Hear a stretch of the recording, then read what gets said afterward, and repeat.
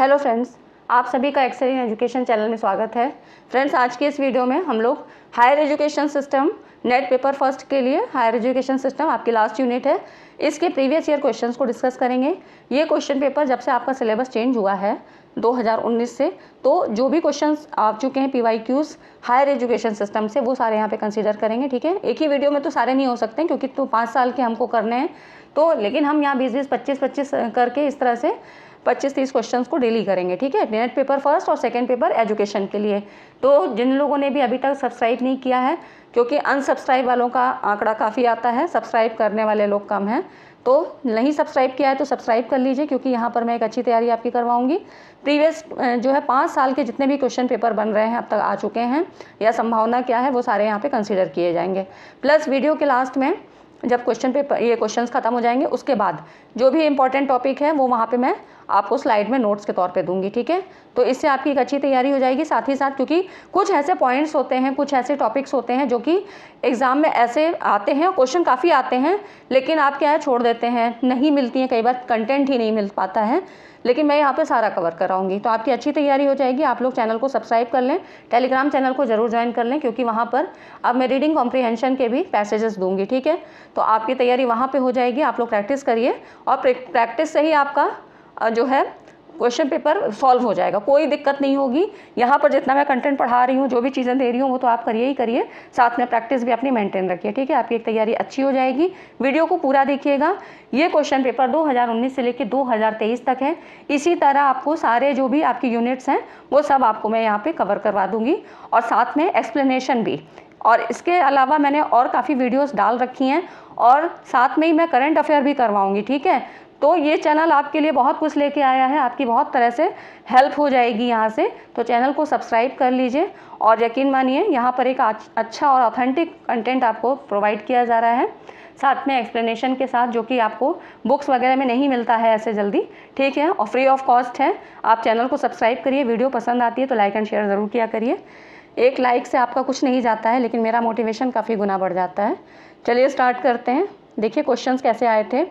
ये सभी 2022-2021 में क्वेश्चन आ चुके हैं। देखिए पहला क्वेश्चन है, निम्नलिखित में से किसकी अनुशंसा पर विश्वविद्यालय अनुदान आयोग का गठन किया गया। UGC की बात करता है, इसको तो एकदम रट लीजिए। ये था आपका राधाकृष्णन आयोग। ठीक है, राधाकृष्णन आयोग के आधार पे इसका गठन हुआ था। इसमें आपको 2 डेट कई बार पूछता है UGC से संबंधित, तो एक था 1953 और 1956। दोनों का डिफरेंस क्या है। UGC 28 दिसंबर 1953 को अस्तित्व में आया था। ठीक है, जब इसका प्रस्ताव रखा गया 1953, और 1956 में इसको संवैधानिक रूप से इसका गठन किया गया। ठीक है, तो संसद के अधिनियम के द्वारा 1956 एक्ट के द्वारा इसको संवैधानिक इसका गठन किया गया था। ये 2 चीज़ें याद रखिएगा, कई बार ऐसे पूछा जाता है और कन्फ्यूज़न हो जाता है, तो हम गलत टिक करके आते हैं। ठीक है, तो ये था आपका राधाकृष्णन आयोग। नेक्स्ट है नीति आयोग। क्या है नीति आयोग? क्या है, तो ये एडवाइजरी बॉडी है, advisory body of government of India. ठीक है, तो इस तरह से इसका राइट ऑप्शन ये हो जाएगा। ठीक है, एडवाइजरी बॉडी के रूप में नीति आयोग का गठन जो है 2015 में हुआ था, और एक ऐसी संस्था है जो कि थिंक टैंक के रूप में कार्य करती है। ठीक है, तो ये हो गया आपका नीति आयोग का। और इससे संबंधित जो भी संस्थाएं हैं, हायर एजुकेशन में जो भी संस्थाएं, जो भी इंस्टीट्यूट्स हैं, इससे क्वेश्चन बनते हैं, उसकी वीडियो मैंने एक बना रखी है। प्रॉपर वीडियो है, पूरा डिटेल एक्सप्लेनेशन है। उस वीडियो को आप लोग ज़रूर देख लीजिएगा। अभी 5-6 दिन पहले ही मैंने डाली है। और हायर एजुकेशन से संबंधित जो प्राचीन भारतीय शिक्षा सभ्यता संस्कृति थी, उसको भी मैंने यहाँ पर वीडियो उसकी भी है। तो 2 अलग अलग वीडियो हैं और हायर एजुकेशन से संबंधित हैं। जैसा कि मैंने कहा, ये कुल 6 यूनिट ऐसी हैं जिनसे आप अच्छे से तैयार कर लेना। नेट JRF आपका कोई नहीं रोक सकता है। ठीक है, तो लेकिन आपको प्रॉपर वे में पढ़ना पड़ेगा, और कंटेंट भी पता होना चाहिए कि हमें पढ़ना क्या है, पढ़ना कितना है, क्या है, कहाँ से पढ़ना है ना। तो इसलिए उन चीज़ों को आप कवर कर लीजिए। कम से कम मैंने जो डाल रखी है यहाँ पर, आपकी एक अच्छी तैयारी हो जाएगी। अब देखिए यहाँ पर पूछा है the major terms of reference for the knowledge National Knowledge Commission. National Knowledge Commission NKC जिसको बोलते हैं, ये क्या है, राष्ट्रीय ज्ञान आयोग है। ठीक है, इसको NKC कहते हैं, नेशनल नॉलेज कमीशन। नाम जरूर याद कर लीजिए। राष्ट्रीय ज्ञान आयोग के जो क्वेश्चंस हैं वो काफ़ी पूछे जाते हैं। तो इसमें कह रहा है राष्ट्रीय ज्ञान आयोग के प्रमुख विचारार्थ विषय निम्नलिखित में से कौन से थे। तो यहाँ पर देखिए, यहाँ पर ये है क्या करना है, ज्ञान सृजन के क्षेत्र में विकसित देशों को चुनौती देना, ये नहीं था इसका, ठीक है। फिर है भारतीय शिक्षा पद्धति का पाश्चात्यकरण, ये भी नहीं है। और फिर देखिए विज्ञान और प्रौद्योगिकी प्रयोगशाला में ज्ञान सृजन को प्रोत्साहन। फिर है कृषि और उद्योग के क्षेत्र में ज्ञान अनुप्रयोगों को प्रोत्साहन। उसके बाद देखिए 21वीं सदी की चुनौतियों का सामना करने के लिए शिक्षा पद्धति में उत्कृष्टता का निर्माण, ठीक है। यहाँ पे बिल्ड एक्सीलेंस इन एजुकेशन, ठीक है। तो ये सारी चीज़ें राष्ट्रीय ज्ञान आयोग के कार्य के अंतर्गत आती हैं। अब आप कहेंगे कि ये पढ़ेंगे कहाँ से, तो मैं वीडियो के लास्ट में, क्योंकि राष्ट्रीय ज्ञान आयोग से क्वेश्चन बहुत पूछे जाते हैं, तो अब ऐसे हर एक क्वेश्चन में तो मैं उतनी ही चीज़ें बता पाऊंगी, या कोई भी इतना पूरा तो नहीं आपको बताएगा, काफ़ी बड़ा आयोग है ये, इसके बहुत सारे चीज़ें थी, तो मैंने वीडियो के लास्ट में इसका एक शॉर्ट नोट्स दे रखा है, ठीक है। आप उतना भी पढ़ लेंगे ना तो क्वेश्चंस को रिलेट कर ले जाएंगे, ठीक है। ज़रूरत भर का मैंने यहाँ पर दे दिया है, काफ़ी अच्छा कंटेंट है, आप लोग वीडियो को पूरा देखिएगा, लास्ट में मिलेगा आपको, ठीक है। तो इसी तरह से जो भी चीज़ें हैं मैं वो आपको लास्ट में दे दूँगी कि शॉर्ट नोट्स के रूप में। अब देखिए यहाँ पर है, यहाँ पे आप ऑप्शन देख सकते हैं, तो इसका जो है C, D और E है, ठीक है। राष्ट्रीय ज्ञान आयोग का जो गठन 2005 में हुआ था। अब यहाँ पर देखिए ये कह रहा है भाषा के संदर्भ में कोठारी आयोग का निम्नलिखित में से क्या प्रस्ताव था। तो देखिए यहाँ पे है अनुदेशन माध्यम के रूप में मातृभाषा का प्रयोग, फिर है हिंदी का प्रयोग, 2 लैंग्वेज फार्मूला या 3 लैंग्वेज फार्मूला। तो सबसे ज़्यादा इंपॉर्टेंट था कोठारी आयोग का त्रिभाषा सूत्र, ठीक है। राष्ट्रीय शिक्षा नीति 1968 में त्रिभाषा सूत्र को स्वीकार किया गया था, और लेकिन ये जो है खाली कागजी कार्यवाही पर ही था। त्रिभाषा की भाषाएं में क्या किया थी, हिंदी, अंग्रेजी और आधुनिक भारतीय भाषा या क्षेत्रीय भाषा, ठीक है। तो इस तरह से त्रिभाषा सूत्र के रूप में इसको कोठारी आयोग में ही मान्यता मिली थी। तो ये हो गया आपका कोठारी आयोग के जितने भी आयोग हैं, आयोग और समितियां, मैंने पहले भी वीडियो बना रखी हैं, और फिर से आपको एक जो है शॉर्ट फॉर्म में, मतलब एकदम टू द पॉइंट जो है नोट्स आपको दूंगी, तो उससे क्योंकि आयोग से क्वेश्चन आते ज़रूर हैं तो आपको पता रहेगा कि हाँ, क्योंकि कई बार क्रम में लगाने से आता है, तो वो पूरा एक साथ आपको एनालिसिस हो जाएगा कि आपको कैसे क्रम में रखना है, ठीक है। तो ये हो गया आपका। आगे देखते हैं, नेक्स्ट है प्राचीन भारतीय शिक्षा पद्धति में अधिगमकर्ताओं को, जो लर्नर्स की बात कर रहा है, निम्नलिखित में से वृत्तिगत क्षेत्र, प्रोफेशनल जो है ऑक्यूपेशंस की बात कर रहा है कि ऑक्यूपेशंस में किन फील्ड्स में प्रशिक्षण प्रदान किया गया था। तो आप देखिए किस तरह से क्वेश्चन पूछे जाते हैं। ये एंशिएंट इंडियन का है, ठीक है, एंशिएंट इंडियन एजुकेशन सिस्टम क्या था। तो इसीलिए मैंने पहले मैं आपको वीडियो नहीं दे पाई थी, लेकिन मैंने अभी भारतीय शिक्षा पद्धति में जो प्राचीन शिक्षा पद्धति थी उसके बारे में वीडियो बना रखा है, आप लोग प्लीज़ ज़रूर देख लीजिएगा, संस्थाओं से संबंधित, क्योंकि वहाँ आपको मैचिंग के ज़रूर आते हैं क्वेश्चन, ठीक है। तो 2 वीडियो आप ज़रूर देख लीजिएगा, आपको अभी मिल जाएगी, प्लेलिस्ट में मिल जाएगी, ठीक है। अब देखिए यहाँ पर क्या होता है, कौन कौन से क्षेत्रों में इनको प्रोफेशनल मतलब प्रशिक्षण प्रदान किया गया था, ट्रेनिंग दी गई थी। तो ये है आर्किटेक्चर, यहाँ पर देखिए आर्किटेक्चर है, पशुपालन है, और उसके बाद कृषि है, फिर है कृषि है और डेयरी फार्मिंग है, ठीक है। एडमिनिस्ट्रेशन के क्षेत्र में नहीं दिया गया था। तो ये इसका राइट ऑप्शन हो गया, ठीक है। अब जब ये आप पढ़ेंगे पूरा तभी आपको समझ में आएंगे कि क्वेश्चंस कैसे सॉल्व होंगे, ठीक है। अब यहाँ पर देखिए व्यवसायिक शिक्षा के संदर्भ में NSDC संगठन का आशय क्या है। तो फुल फॉर्म कह रहा है, तो इसका मतलब होता है नेशनल स्किल डेवलपमेंट कॉरपोरेशन, ठीक है। याद रखिएगा, बिल्कुल भी कंफ्यूजन नहीं होना चाहिए, नेशनल स्किल डेवलपमेंट कॉरपोरेशन, ठीक है। ना तो काउंसिल होगा ना सेंटर होगा, लेकिन यहाँ पर देखिए NSDC, ठीक है। ये हो गया आपका। उसके बाद देखिए अगला क्वेश्चन है, यहाँ पर देखिए निम्नलिखित में से किसने कन्याओं को पश्चिमी शिक्षा प्रदान करने के उद्देश्य से बनारस में केंद्रीय हिंदू विश्वविद्यालय की स्थापना, हिंदू कन्या विद्यालय की स्थापना की थी, ठीक है। केंद्रीय हिंदू कन्या विद्यालय की स्थापना की थी।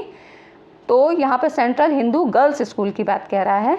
तो इसका जो राइट ऑप्शन है यह है आपका एनी बेसेंट, ठीक है। एनी बेसेंट जी के बारे में थोड़ा सा जान लेते हैं।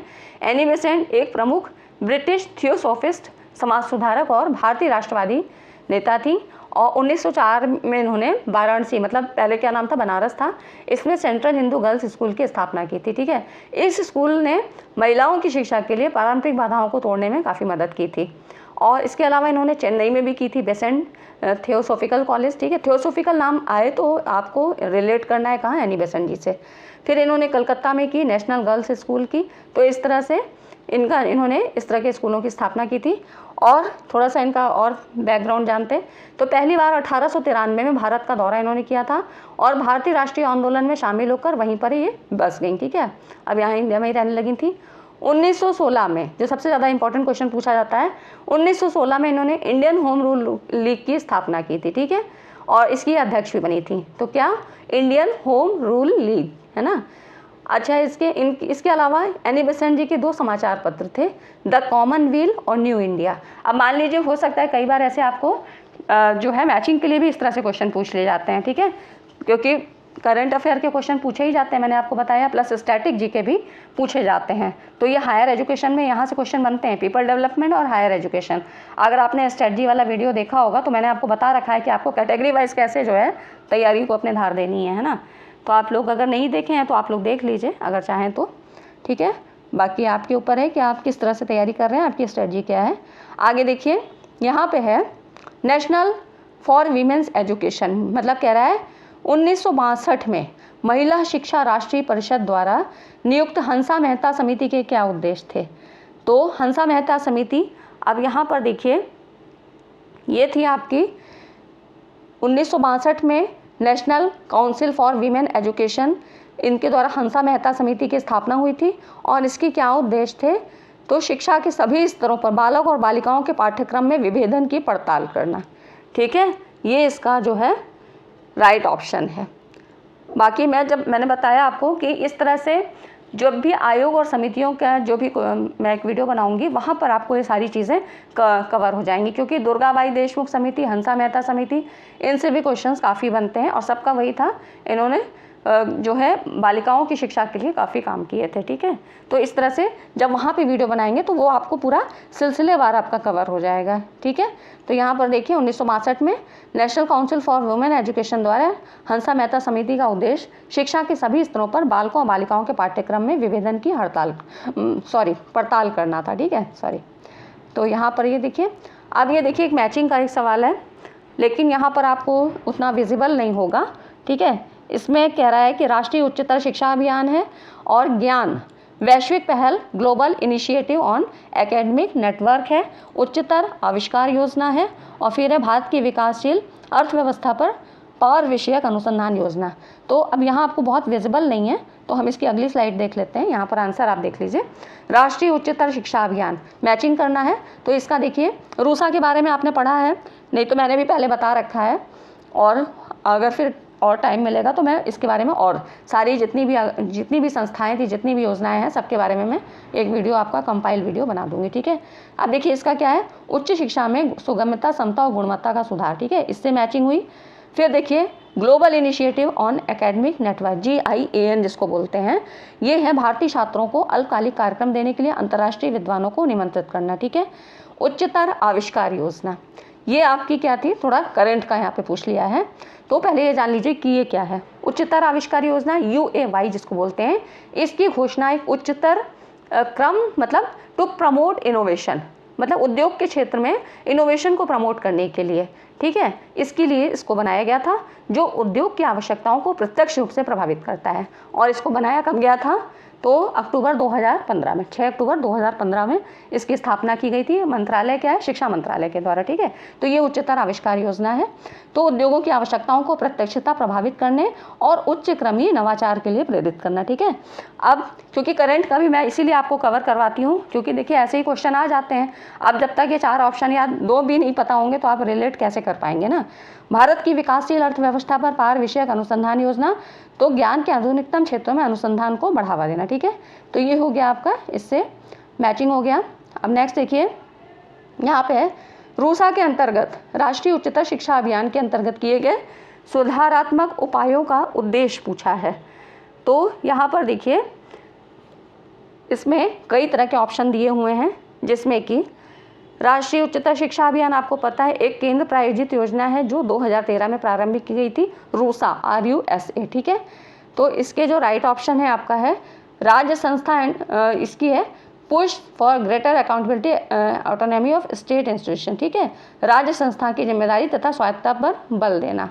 और दूसरा है शिक्षा तथा अवसंरचना से गुणवत्ता में सुधार करना, improving quality of education and infrastructure, ठीक है। तो ये इसके काम थे, ठीक है। तो रूसा के बारे में भी देखिए कितने क्वेश्चन यहाँ से पूछे गए हैं, ये सब एक ही सेट, मतलब जो भी एक सेशन था आपका एग्जाम का उसमें पूछे गए 2022 में, ठीक है। तो इस तरह से 2022 के भी हैं और कुछ 2021 के भी हैं। तो यहाँ पर ये देखिए किस तरह से क्वेश्चन पूछे जा रहे हैं। तो आपका इसका जो राइट ऑप्शन होगा ए एंड बी, ठीक है। अगला देखिए यहाँ पर, निम्नलिखित में से कौन आधारभूत साक्षरता और सांख्य क्षमता संबंधी उच्च गुणवत्ता संसाधनों का राष्ट्रीय भंडार है। इसमें क्या रहा है, national repository of high quality resources, foundational literacy and numeracy. अब ये भी करंट से ही संबंधित है। तो देखिए यहाँ पर है, इसका जो राइट ऑप्शन होगा ये दीक्षा, ठीक है। Digital infrastructure for knowledge sharing, ठीक है, ये हो गया इसका। एक तो फुल फॉर्म आप लोग याद रखिए, तो ये इसका जो होगा Diksha, digital infrastructure for knowledge sharing, ठीक है। अब ये क्या है, दीक्षा एक ऐप है, भारत सरकार के शिक्षा मंत्रालय, NCERT, NCT इनके संयुक्त प्रयास से स्कूली शिक्षा के लिए जारी किया गया था और ये एक एंड्रॉयड एप्लीकेशन है, ठीक है, जिसे विद्यार्थी अपने मोबाइल में इंस्टॉल करके घर बैठे आप मतलब पढ़ाई कर सकते हैं। तो ये जो है स्कूली शिक्षा के लिए है, ठीक है। तो ये हो गया आपका दीक्षा। उसके बाद देखिए अगला क्वेश्चन है, यहाँ पर कह रहा है राष्ट्रीय शिक्षा नीति 2020 के अनुसार यहाँ पर क्या है, उच्च शिक्षा नियामक परिषद में किसको छोड़कर सभी विषयों के लिए एकल बिंदु नियामक होंगे, according to National Education Policy NEP 2020। इससे क्वेश्चन हमेशा 1-2 क्वेश्चन जरूर पूछे जाते हैं और इसके बारे में मैंने पूरी वीडियो बना रखी है। साथ ही NEP के करेंट अफेयर से संबंधित भी कुछ क्वेश्चन बनते हैं, क्योंकि अब इसकी मतलब इसको गठित हुए 2 साल हो गए हैं, तो बीच इसके बाद क्या क्या इसमें सुधार हुए और क्या क्या चीज़ें इसके अंदर जुड़ी इम्प्लीमेंट हुई, वो भी मैंने वीडियो बना रखी है, तो आप लोग उनको भी देख लीजिए, ठीक है। इसीलिए मैं कह रही हूँ कि आप लोग चैनल पर जुड़िए और जो पिछली वीडियो हैं वो भी आप देख लीजिए, ठीक है। तो आपकी भी तैयारी एक अच्छी हो जाएगी। तो यहाँ पर देखिए इसका जो राइट ऑप्शन है मेडिकल एंड लीगल एजुकेशन, इसको छोड़कर बाकी सभी के लिए सिंगल पॉइंट रेगुलेटर जो है सभी के लिए यहाँ पर था, ठीक है, NEP 2020 के अंतर्गत। नेक्स्ट है scheme for transdisciplinary research for India's developing economy, किसके द्वारा शुरू की गई थी। तो ये स्ट्राइड्स के बारे में बात कर रहा है, scheme for transdisciplinary research India's developing economy, ये है स्ट्राइड्स, ये स्कीम है, ठीक है। ये UGC के द्वारा शुरू किया गया था। तो राइट ऑप्शन है UGC के द्वारा शुरू किया गया था और किसके लिए था, तो नवीन संस्कृति को बढ़ावा देने के लिए, ठीक है। तो ये कुछ देखिए करंट से संबंधित क्वेश्चन आपसे पूछे जाते हैं। अब यहाँ पर देखिए महादेव गोविंद रनाडे, गोपाल गणेश आगरकर, गोपाल कृष्ण गोखले, ये इनको गोखले को किस विचार पर बल देने के लिए जाना जाता है। तो अब ये सब देखिए आपके ये हिस्ट्री से, मतलब जो प्राचीन भारतीय शिक्षा का इतिहास था उसमें पूछा जा रहा है इन सब क्वेश्चन को। तो ये था आपका सह शिक्षा संस्थाओं के माध्यम से बालकों और बालिकाओं को समान शैक्षिक अवसर प्रदान करना, ठीक है। अब देख रहे हैं आप ना कि किस तरह से क्वेश्चन पूछे जाते हैं, कितने डीप में भी पूछे जाते हैं। तो जब तक पूरा अगर आपने पढ़ा नहीं होगा या हमने बताया नहीं होगा तो आपको कहाँ से पता लगेगा, है ना। तो इसलिए सह शिक्षा, देखिए वहाँ पर भी जब हमने हंसा मेहता समिति, दुर्गाबाई देशमुख समिति या इस तरह से जो भी समाज सुधारक थे, इन सब ने अधिकतर बालिकाओं की शिक्षा को प्रमोट किया है, ठीक है। तो जब कभी ना समझ में आए कुछ, क्योंकि नेगेटिव मार्किंग तो है नहीं, तो आप इस तरह से चीज़ों को रिलेट करिएगा। इसीलिए मैं क्वेश्चन इस तरह से लाती हूँ ताकि आपको और भी चीज़ें पता लगे। मान लीजिए कि हर क्वेश्चन तो कोई भी नहीं जानता है ना, तो लेकिन कई बार क्या होता है आप रिलेट कर ले जाते हैं चीज़ों को, और वो ज़रूरी भी है। इसीलिए आगे पीछे का चीज़ें भी कुछ पता होना चाहिए, ठीक है। चलिए आगे देखते हैं। राष्ट्रीय ज्ञान आयोग की स्थापना किस वर्ष हुई थी। तो ये हुई थी आपकी 2005 में हुई थी और इसके चेयरमैन कौन थे उस समय, सैम पित्रोदा थे, ठीक है। ये क्वेश्चन हर बार पूछा जाता है और मैं इसका डिटेल आपको अभी देती हूँ। तो सैम पित्रोदा जी थे, कई बार पूछा गया है। पहले जबकि सिलेबस आपका नहीं चेंज हुआ था तो जो पहले क्वेश्चन पेपर आया था उसमें भी पूछा गया था सैम पित्रोदा जी के बारे में, और राष्ट्रीय ज्ञान आयोग के बारे में हमेशा क्वेश्चन पूछा जाता है। तो ये भारत का एक थिंक टैंक था, ठीक है।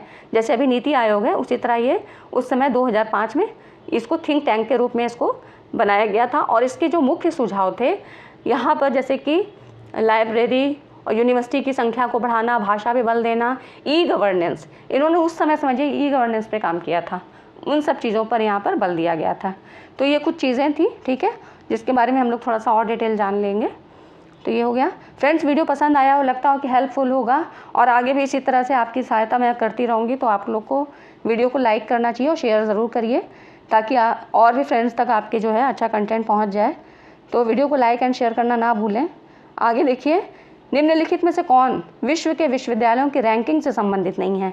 ये सभी चीज़ें आपकी जितनी भी रैंकिंग से संबंधित होती हैं ये सब करंट से संबंधित जरूर पूछे जाते हैं। जैसे अब क्या पूछा जाएगा कि 2022-23 में किसकी रैंकिंग क्या थी, तो मैं वो आपको करंट में चीज़ें सब दे दूँगी, ठीक है। आप उसके लिए बिल्कुल भी भटकिए मत, कहीं परेशान मत होइए, बस आप पढ़िए, आपको कंटेंट सारा मिल जाएगा। तो इसमें देखिए यहाँ पर मैड्रिड रैंकिंग, ये जो है यूनिवर्सिटीज़ की रैंकिंग से संबंधित नहीं है, ठीक है। तो ये हो गया आपका। अगला क्वेश्चन देखिए, भारत में 9वीं पंचवर्षीय योजना में उच्च शिक्षा से संबंधित महत्वपूर्ण पहलू निम्नलिखित में से कौन से हैं।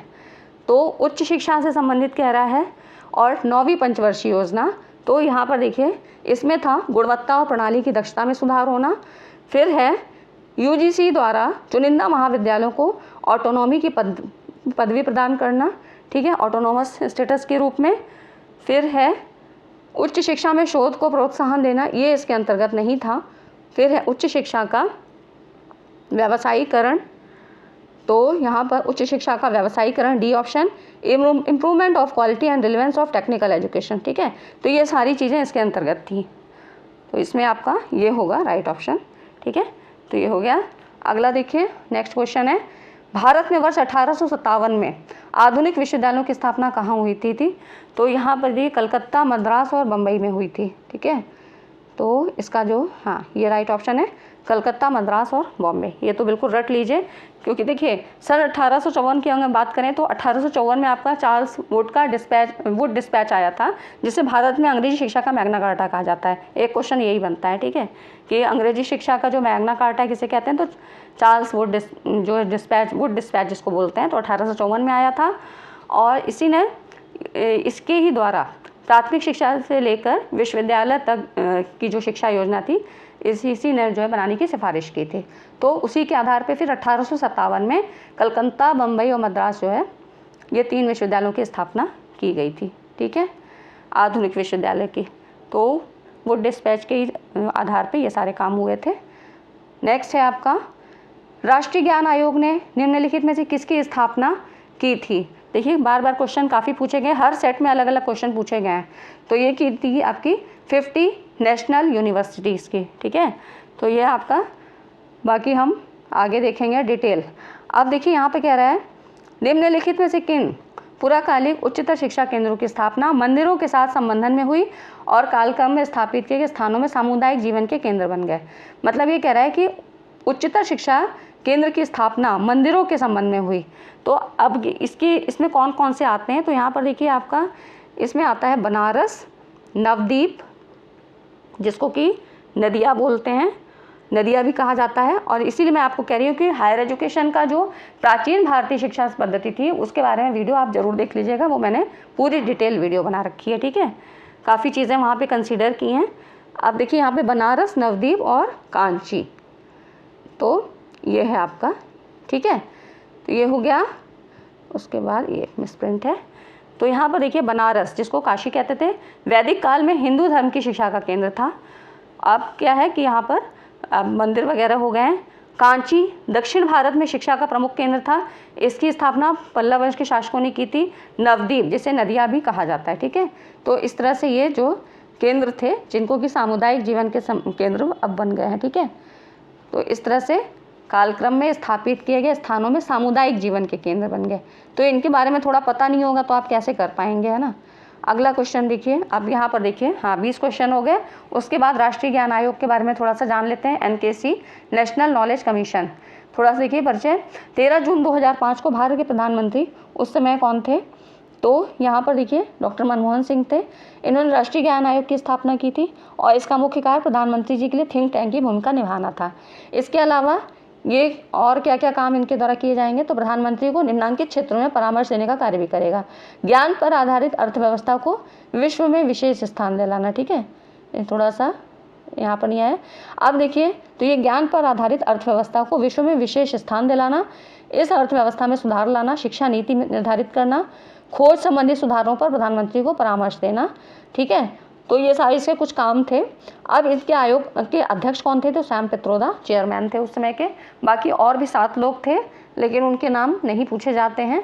तो इस आयोग में सैम पित्रोदा के अतिरिक्त देश के जाने माने 7 विशेषज्ञ सदस्य और थे और इसने अपना कार्य 2006 में शुरू किया।